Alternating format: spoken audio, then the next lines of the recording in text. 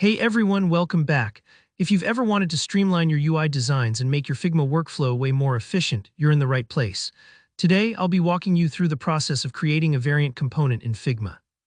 By the end of this video, you'll know exactly how to set up reusable and flexible design elements, making it easier to manage things like buttons, icons, or any element that you want to handle in multiple states.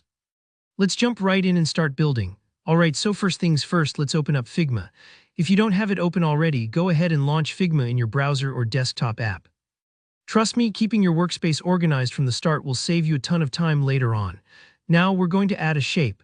Think about this as the foundation for your component, kind of like laying down the base of a cake before you add any icing or decorations. Click on the rectangle tool or any shape tool you prefer from the toolbar on the left. Let's say you're making a button. Go ahead and draw a rectangle on your canvas. You can always adjust the size and color to match your design system or personal style. No need to worry if it's not perfect yet, you can tweak these details as you go. The next step is to add some text inside that shape. Select the text tool, click within your shape and type in something relevant, maybe submit or click me. This gives your shape context and makes it more than just a colored rectangle. You can move the text around, change the font, or adjust the size so it sits neatly within your shape. If it's not lining up just right, don't stress, take a few seconds to align it. Small touches make your component look polished and professional. At this point, you'll want to select both the shape and the text together.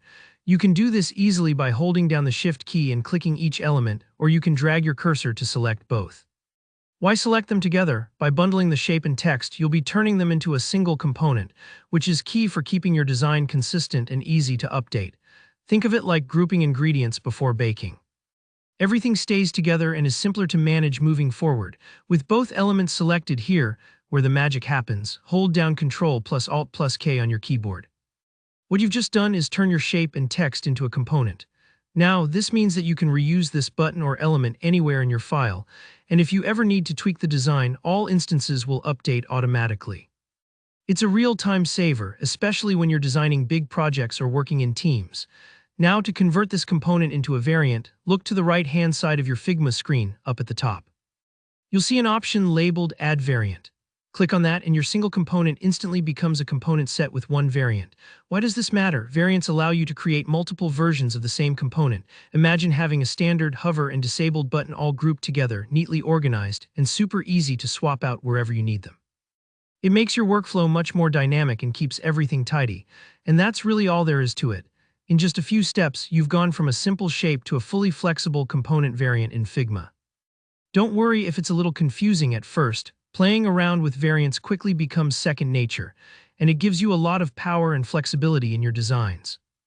If you found this tutorial helpful, go ahead and give it a thumbs up, and let me know in the comments if you have any questions or want to see more design tips in Figma.